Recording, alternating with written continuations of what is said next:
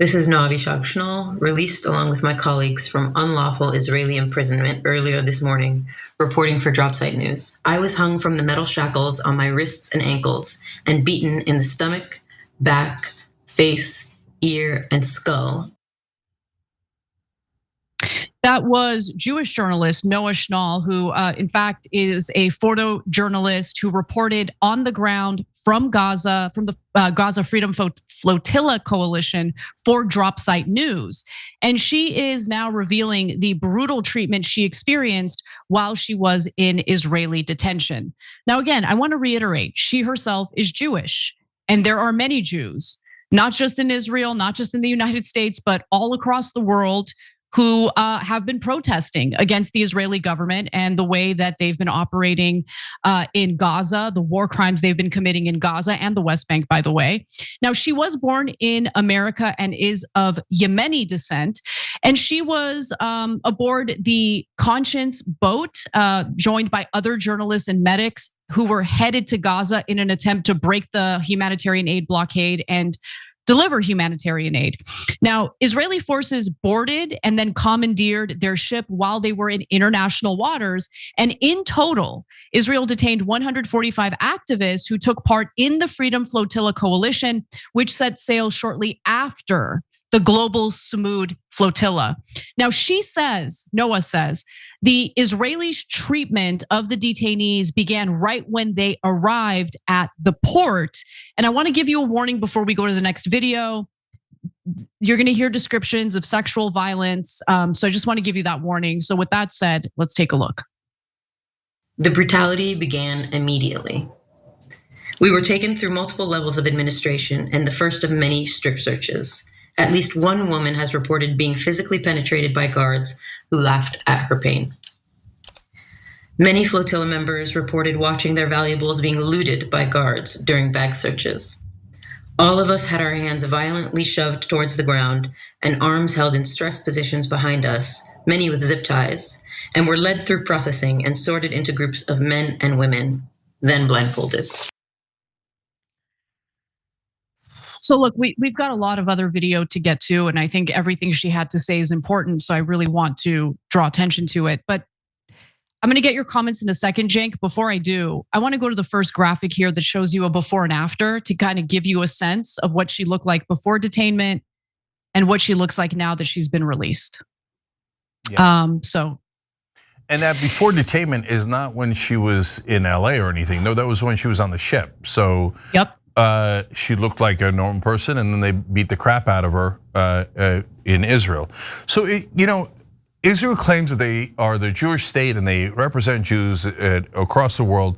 And if you're like a pedophile, they'll take you in. We did a story about that before. You just say, "Oh, I'm Jewish," and by the way, some people aren't even Jewish. They just claim to convert to Judaism, and then Israel says, "Right of return," boom, and they take them in. And by the way, there's good Jewish groups in Israel fighting against that because they're like, then they come and rape our children. Why are we letting these pedophiles in, right? But Israel doesn't care about anything but the nationality of Israel. So when it comes to Jews, no, they target Jewish Americans all the time. If you're for the peace movement, they put together a list of self-hating Jews and they attack them more viciously than they even attack non-Jews. Arab Jews, they have a different problem with. I mean, this is complicated, and I don't really care about when people converted and etc. But there's this thing about how Arab Jews are more authentically Jewish because they've been Jewish throughout the entire time, etc. Now, I don't believe any of that. I don't care. If you call yourself Jewish, you're Jewish, and it's not my business, right? But for some reason, that bothers some people inside Israel. Obviously, tons of people inside Israel are also Arab Jews. So it's complicated. But so she's an Arab Jew, and they're like, "Oh, you're Jewish," and we let everybody in who's Jewish, and we pretend that we're all for Jews. Oh, but you don't like the nation state of Israel? Kick the crap out of her. Who cares that she's Jewish? Hang her from the metal shackles, beat her, and torture her, etc. They don't care. By the way, let's be very, very clear here. There's no evidence that she dislikes the nation state of Israel. There is evidence that she wanted to do reporting on what the current Israeli government is up to. She was on that, flotilla specifically to report on the flotilla for drop site news. And so, look, we are, and I am, deeply critical of our government at times, right? I was very critical of our government when Biden was president. I'm critical of our government with the Trump administration. It doesn't mean I hate America. I love this country so much. Being critical of a government does not make you hate a country. Being critical of a government doesn't mean you hate all the people in said country. Yeah. So it's the fact that maybe her reporting is not to the Israeli government's liking. The fact that she was on that flotilla to do reporting on the humanitarian aid blockade, and the fact that their activists are trying to break that siege is what the Israeli government didn't like. But again, I just want to reiterate, the treatment of detainees, including Jewish journalists, is obviously, it's an abomination, it's disgusting. Imagine the way the Palestinian detainees, the vast majority of whom were never charged with anything as they were being detained. They were hostages themselves. Imagine how they were treated, right? We've done the stories about the Israeli prison guards caught on camera sexually assaulting the detainees. So these stories are real, and it's really important to draw attention to it, especially as the Israeli government boasts about how they're the only democracy in the Middle East. Let's go to the next video. In this clip, she talks about how things got worse once the people who were detained by Israel arrived at the Ketziot prison, where she says that she was targeted and subjected to the guards' brutality. According to Noa, she and other detainees were given dirty blankets and thin mattresses on the floor. And here she is describing more of the abuse that she and the others who were detained by Israel experienced. Any flotilla member who upset the Israeli guards was subjected to twisted and tightened handcuffs, and some received beatings. I was hung from the metal shackles on my wrists and ankles and beaten in the stomach, back, face, ear, and skull by a group of men and women guards, one of whom sat on my neck and face, blocking my airways. Many comrades, understandably, do not want their identity made public when recounting this treatment. During the evening, the men were tormented by guards with attack dogs and guns. The women were threatened with pepper spray. Our cell was awoken with threats of rape. The allegation that the detainees were threatened with acts of rape is very similar to what we've heard in the past from Palestinian detainees.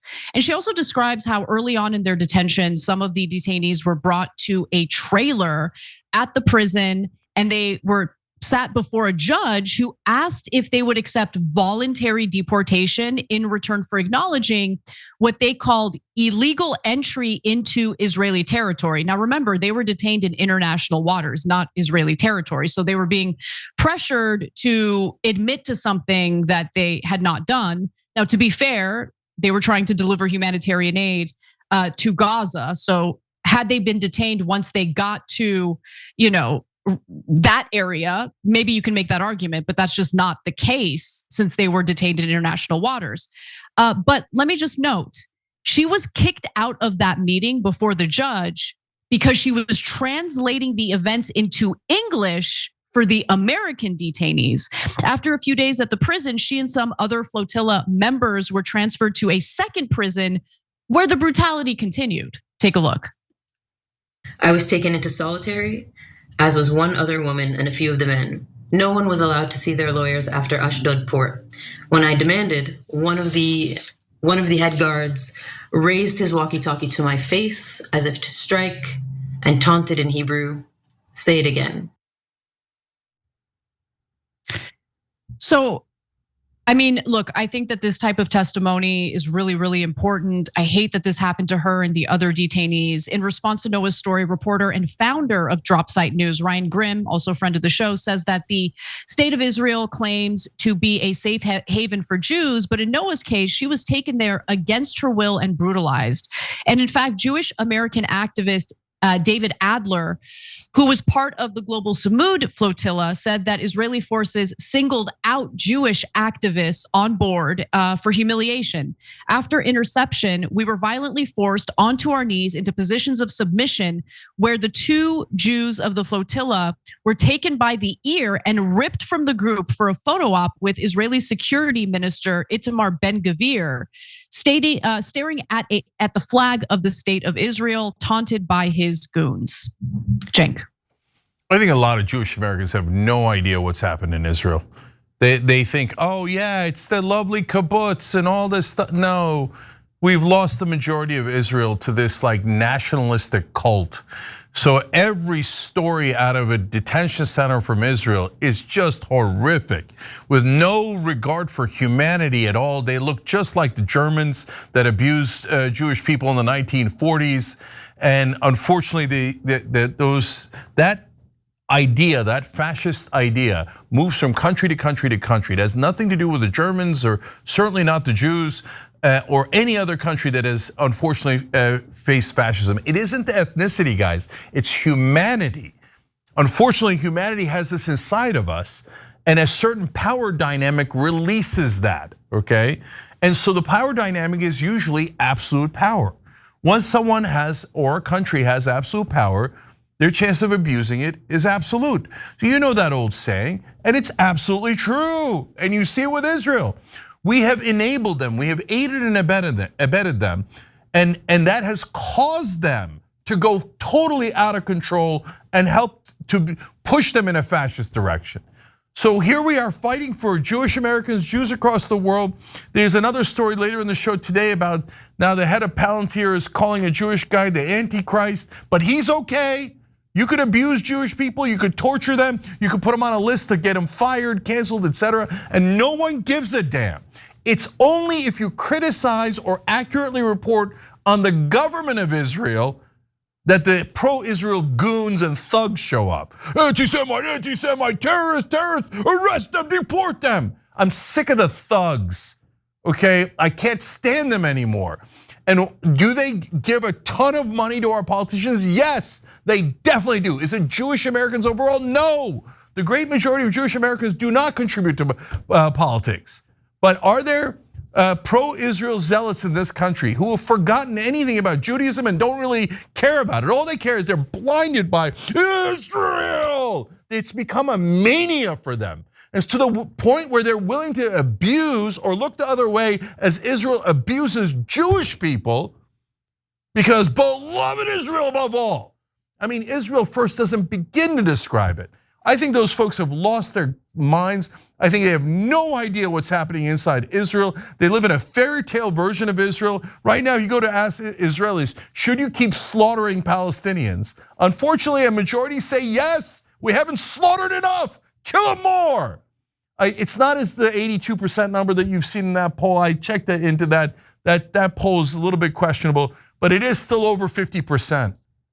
And that's a devastating number. We've lost that culture in that country. And the way to help, not just the Palestinians, but Israel, is to stop enabling their worst instincts. Stop giving them money when they say, hey, I haven't murdered enough Palestinians. I haven't abused enough Jewish people. I haven't insulted the whole world. And if I haven't invaded and attacked enough of my neighbors, even though I've done it 7 times. It's our fault here in America, not the citizens. We're trying our best. Our government is so unbelievably corrupt. Corrupted by the pro-Israel zealots who are like, no, you serve Israel. Otherwise, we're going to spend $20 million and eliminate you from Congress. Tell me you didn't do that. That's what happened to Jamal Bowman. That's what happened to Andy Levin, a Jewish representative from Michigan. They're like, he said 2-state solution. That's it. That's the official American policy. They're like, get rid of him. Okay, why? He's from a legendary Jewish family in Michigan. No, they don't care about Judaism. They don't care about the anti-Semitism. All they care about is thugs for Israel. If you're gonna be a thug and you're gonna try to intimidate and bully anyone and make everyone bow their head to Israel, well, we're not bowing our head. We're not gonna do it. And so, no, we're gonna stand with Christians, Muslims, Jews, atheists, everyone across the world, and it is the entire planet now, saying, will you stop murdering the Palestinians for Christ's sake, for anyone's sake, and get the hell out of Gaza, and get the hell out of the occupied territories. You want a safe haven for Jews? That would be beautiful. Go back to your 1967 borders. Let's get 2 free and safe countries. We keep saying it. We want a safe and free Israel, but also a safe and free Palestine. They go, no, only us. And we're gonna get greater Israel. We're gonna crush the Palestinians. Well, then you're genocidal freaks. And it's our job to report that news. And it is news. So I don't care how many pro-Israel thugs come after us. They're dead wrong, and we'll fight them to the end. Every time you ring the bell below, an angel gets his wings. Totally not true, but it does keep you updated on our live shows.